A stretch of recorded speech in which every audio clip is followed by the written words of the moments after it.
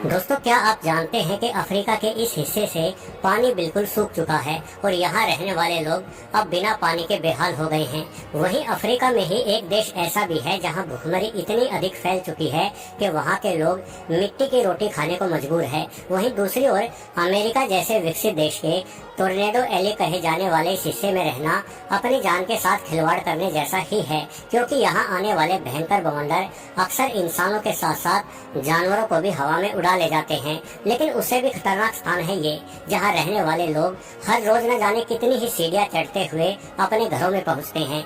यहाँ पैर फिसलने का सीधा मतलब मौत के सिवाय और कुछ नहीं है। किंतु ये सब तो केवल शुरुआत है। वीडियो से आखिरी तक अवश्य जुड़े रहिए और देखिए उन अजीब गांव, शहर या स्थानों को जहां रहते लोगों को देखकर आप भी ये सोचने लग जाएंगे कि आखिर ये लोग यहाँ रह क्यों रहे हैं। ढाका बांग्लादेश की राजधानी है, जिसकी आबादी लगभग 2.5 करोड़ की है। क्षेत्रफल के हिसाब से स्थान दुनिया की सबसे घनी आबादी वाले इलाकों में से एक है। हालांकि जापान का टोक्यो शहर दुनिया की सबसे अधिक जनसंख्या वाला क्षेत्र है, बावजूद इसके वहां आपको गजब की साफ सफाई और व्यवस्था दिखेगी।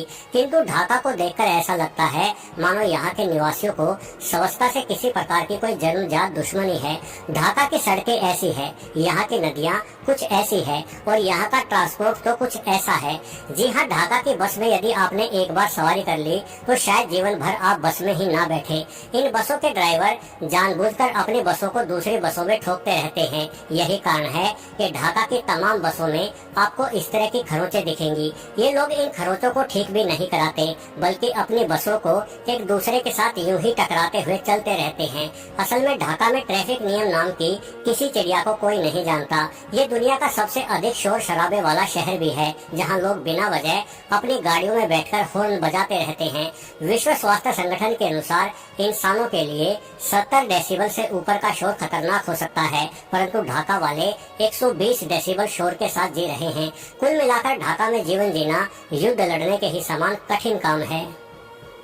चेरनोबिल, रूस का ये शहर रहने को तो छोड़ ही दीजिए, कुछ पल खड़ा रहने के हिसाब से भी दुनिया की सबसे भयानक जगह मानी जाती है।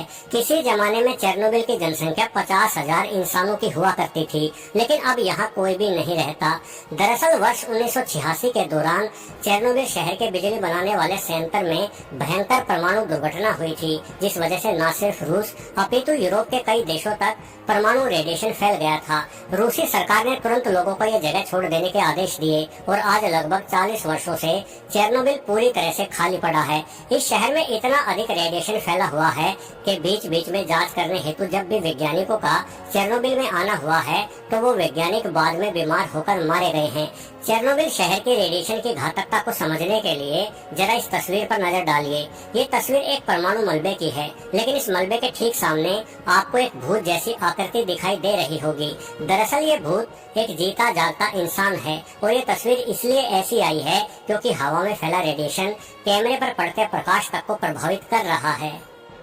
ला रिनकोनाडा, पेरू का ला रिनकोनाडा शहर दुनिया के सबसे ऊंचे स्थान पर बसा हुआ शहर है। यहाँ की ऊंचाई करीब 16,732 फीट की है, जिस कारण से ला रिनकोनाडा में ऑक्सीजन काफी कम रहती है और दम घोटने वाले शहर में लगभग 30,000 लोग निवास कर रहे हैं। सर्दियों में यहाँ का तापमान -10 डिग्री सेल्सियस तक गिर जाता है, किंतु ला रिनकोनाडा में रहने वाले लोगों के लिए असली समस्या ठंड नहीं है, अपितु शहर के पानी में घुली हुई मरकरी है।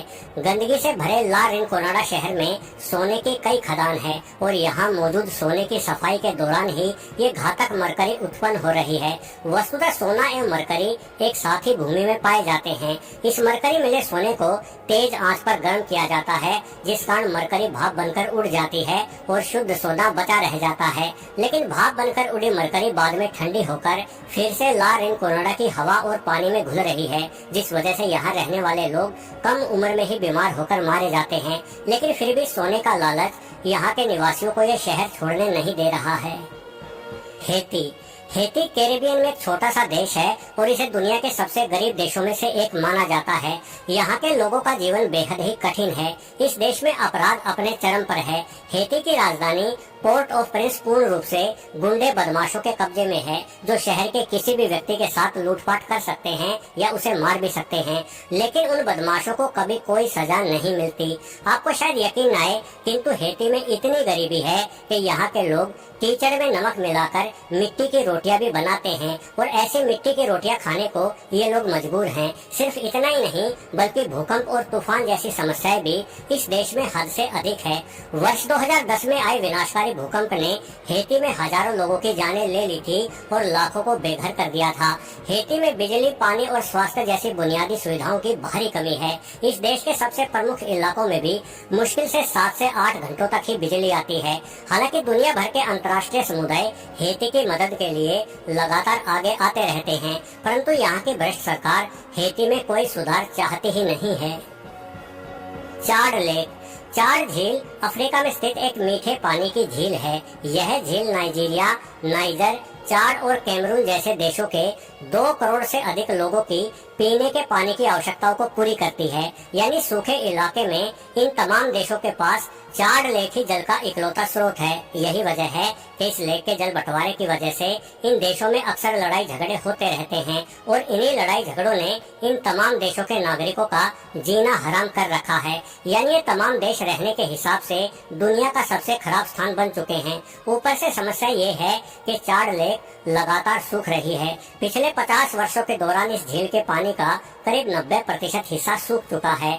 नतीजन चाड लेक पर निर्भर सभी देशों में गंभीर जल संकट के कारण न अन्न उत्पादन हो पा रहा है और न ही लोगों को पीने का पानी उपलब्ध हो रहा है। इस इलाके में बारिश ना के बराबर ही होती है। यहाँ के इन गरीब निवासियों ने अंतिम बार बारिश के दर्शन कब किए थे, इन्हें खुद ही याद नहीं है। बस यहाँ है तो केवल दूर तक फैला हुआ धूल का साम्राज्य। अंदाजा लगाया जाता है कि आने वाले कुछ दशकों में चाड के लोगों को स्थान छोड़कर किन्हीं अन्य जगहों पर बसना होगा, अन्यथा यहाँ फैली भुखमरी के कारण करोड़ों लोग मारे जाएंगे। इसलिए जब भी आप पानी व्यर्थ में बहाएं तो ये याद जरूर रखें कि हमारी पृथ्वी पर कुछ लोग ऐसे भी हैं जिनकी जान पानी की इन बूंदों के लिए ही दांव पर लगी हुई है। North sentinel island. ये द्वीप हमारे देश भारत के क्षेत्र में आता है। हालांकि इस द्वीप पर रहने वाले आदिवासी ऐसा नहीं मानते, इसलिए ये लोग अपने द्वीप पर आए किसी भी इंसान पर हमला कर देते हैं। माना जाता है कि नॉर्थ सेंटिनल आइलैंड के निवासी पूरी दुनिया से करीब 10,000 वर्ष पीछे चल रहे हैं। यानी ये लोग उस समय में जी रहे हैं जब इंसानों ने आग की खोज की थी। इन्हें न सड़कों की आवश्यकता है और न ही शिक्षा की, बल्कि ये लोग शिकार करते हुए जीवित रहकर ही खुश हैं। भारत सरकार के साथ साथ कई अन्य देशों ने अनेकों बार इन आदिवासियों को शिक्षित करने की एवं इनकी मदद करने की कोशिश भी की है, किंतु ये लोग अपने क्षेत्र में आने वाले बाहरी लोगों को देखते ही उन पर हमला कर उन्हें मार डालते हैं। यही वजह है कि सरकार ने भी इन लोगों को इन्हीं के हालात पर छोड़ दिया है और वर्तमान में किसी भी बाहरी इंसान का नॉर्थ सेंटिनल आइलैंड पर जाना प्रतिबंधित है। हालांकि कभी कभार सरकारी विभाग हेलीकॉप्टर द्वारा ऊपर से ही लोगों के हालातों का जायजा ले लेता है। Tornado Eli. टोर्नेडो एली, जिसे हिंदी में बवंडर गलियारा भी कहा जा सकता है, अमेरिका के मध्य भाग में स्थित एक क्षेत्र है जहां बवंडर सबसे अधिक बार आते हैं। ये क्षेत्र टेक्सास से शुरू होकर Oklahoma, Kansas, Nebraska, south Dakota और आयोवा तक फैला हुआ है। बवंडर उन चक्रवाती हवाओं को कहते हैं जो गोल गोल घूमती है। ये हवाएं बेहद ही शक्तिशाली होती हैं, जो इंसान तो छोड़ ही दीजिए, गायें भैंसों जैसे बड़े जानवरों को और कभी कभार तो भारी भरकम मशीनों को भी आसमान में उड़ाने की ताकत रखती हैं। यही वजह है कि टोर्नेडो एली में रहने वाले तमाम लोग अपने घरों में तहखाना बनाकर रखते हैं ताकि बवंडर आने की स्थिति में उस तहखाने में छुपा जा सके। हालांकि कई बार ये शक्तिशाली हवा तहखाने तक को नष्ट कर डालती है। इन हवाओं के सामने सभी बिल्डिंग और घर तक धराशायी हो जाते हैं। वैज्ञानिक बताते हैं कि पश्चिम से उठती हवाएं एटलस पर्वत से टकराकर ठंडी हो जाती हैं और ये ठंडी हवाएं इस पर्वत के साथ ही आगे बढ़ती रहती हैं। परंतु टोर्नेडो एली के ठीक ऊपर इन हवाओं की टक्कर दक्षिण की ओर से आती नमी वाली हवाओं से हो जाती है। इसी वजह से इन टोर्नेडो का निर्माण होता है। अपने इन विशेष तूफानों की वजह से इस एली में रहना बड़ा ही जोखिम भरा काम माना जाता है। Fraser island. वैसे तो ये द्वीप दुनिया के सबसे खूबसूरत स्थानों में से एक माना जाता है, किंतु फिर भी यहाँ जाने से बाहरी लोग बेहद अधिक डरते हैं। दरअसल फ्रेजर आइलैंड पर लहरें बहुत ऊंची उठती हैं। इस आइलैंड पर किनारे चट्टान नुमा है और इन किनारों से टकराकर ऊंची उठती ये लहरें इतनी तेजी से वापस समुद्र में जाती हैं कि अपने साथ साथ समुद्र के किनारों पर नहा रहे इंसानों को भी खींच ले जाती हैं। सिर्फ इतना ही नहीं, बल्कि इस आइलैंड पर दुनिया के सबसे जहरीले सांप ताइपेन की भरमार है। ताइपेन सांप कोबरा की तुलना में 20 गुना अधिक जहरीला होता है और इसका डसा हुआ इंसान 5 मिनट के भीतर ही दम तोड़ सकता है। यही वजह है कि तुरंत चिकित्सीय सहायता मिलने पर भी ताइपेन के कांटे इंसान को बचा पाना संभव नहीं रहता। फ्रेजर आइलैंड पर तीसरा खतरा ये जानवर है। दिखने में ये बड़ा ही प्यारा सा कुत्ता लगता है, किंतु असल में इन्हें डिंगो कहते हैं, जो कि भेड़ियों की खतरनाक उपप्रजाति है। डिंगो खूंखार शिकारी है जो अक्सर बिना चेतावनी के इंसानों पर हमला कर देता है। फ्रेजर आइलैंड पर गए अनेकों सैलानी इन भेड़ियों के हमलों में अपनी जानें गंवा चुके हैं। पलकली गांव। दुनिया भर में कुछ स्थान एवं गांव ऐसे होते हैं जहां भूतों को देखे जाने के मामले सामने आते रहते हैं, लेकिन ऐसे मामलों को वैज्ञानिक तौर पर प्रमाणित नहीं किया जा सका है। किंतु शायद आप जानकर हैरान हो जाए कि इंग्लैंड का पलकली एक ऐसा गांव है जहां भूत देखे जाने के मामले बाकायदा कई रिसर्चों से भी सच साबित हुए हैं। यही वजह है कि इस गाँव का नाम भूत देखे जाने के मामले में Guinness book of world records तक में शामिल किया गया है। पलकली गांव में कई प्रकार के भूत देखे गए हैं, जैसे कि highway man.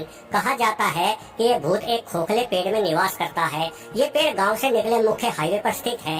Water cress women, ये एक ऐसी महिला का भूत माना जाता है जिसे कभी अतीत में लोगों द्वारा जलाकर मार डाला गया था। इसके अतिरिक्त इस गांव में एक चीख भी सुनाई देती है, जिसके बारे में ये कहा जाता है कि ये चीख उस व्यक्ति है जो ईंट के भट्ठे पर काम करता था और इसी भट्ठे की चिमनी गिरने से वो व्यक्ति उस चिमनी के नीचे दबकर मारा गया था। पलकली गांव में किसी समय काफी इंसान रहा करते थे, किंतु बार बार देखे जाने वाले भूतों के कारण आज इस गांव में मात्र 1000 इंसान ही रह गए हैं। बाकी के सभी लोग धीरे धीरे इस गांव को छोड़कर जा चुके हैं। रात के समय यहाँ के लोग घरों से बाहर नहीं निकलते, अपितु पलकली गांव की सड़कें रात्रि के समय बिल्कुल सुनसान हो जाती हैं। अटूलियर गांव। अटूलियर, जिसे चट्टानी गांव के नाम से भी जाना जाता है, चीन के सिचुआन प्रांत में स्थित है। ये गांव 1000 मीटर की ऊंचाई रखता है। हालांकि सुनने में ये ऊंचाई अधिक नहीं लगती, क्योंकि भारत में ही कई गांव 4 से 4500 मीटर तक की ऊंचाई पर विद्यमान है। परंतु चीन के अटूलियर गांव की विशेषता ये है कि इस गांव तक जाने के लिए कोई सड़क मार्ग नहीं है, बल्कि यहाँ के लोग सीढ़ियों से चढ़ते हुए अपने घरों की ओर जाते हैं।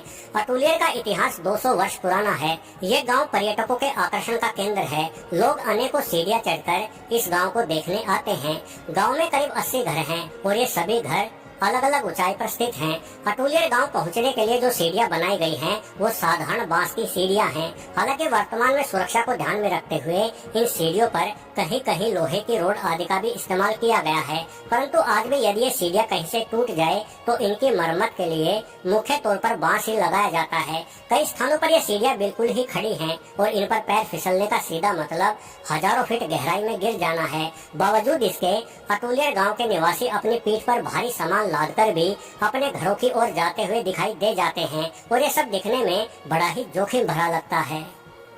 कैस्टेल फोलिट डे ला रोका, ये गांव स्पेन में है और जब आप इस गांव को देखोगे तो आपके मन में ये विचार आएगा कि आखिर लोगों ने ऐसी अजीब जगह पर रहना क्यों शुरू किया।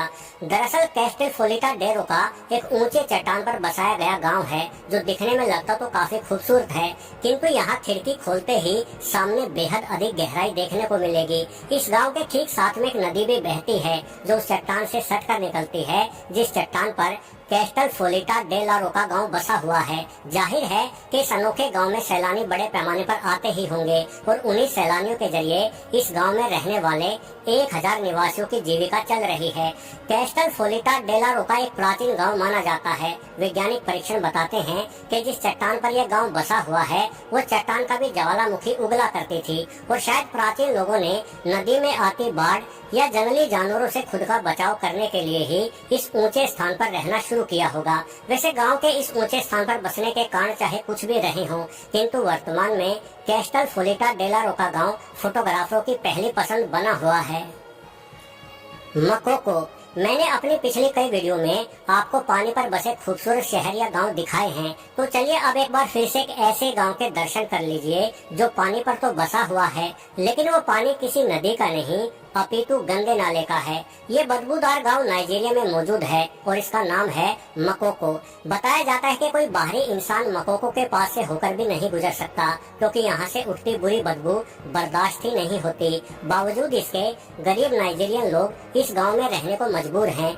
गांव के इस नाले में कई सारे सीवर आकर गिरते हैं। कल्पना कीजिए कि एक ओर ये लोग अपना भोजन बना रहे होते हैं, वहीं दूसरी ओर इनके ठीक पास में ही मानव मल तैर रहा होता है।